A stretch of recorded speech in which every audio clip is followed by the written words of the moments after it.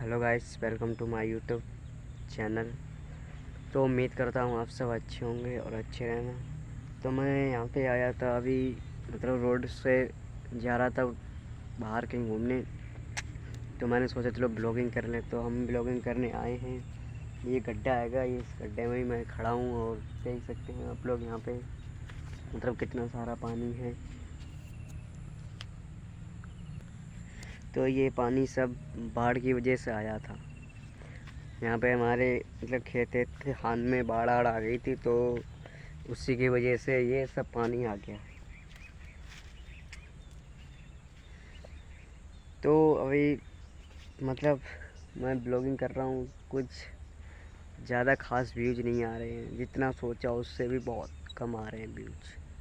तो भाई जितना हो सके उतना मुझे आप लोग सपोर्ट करें और लाइक करें, सब्सक्राइब करें और बेल आइकन दबाएं।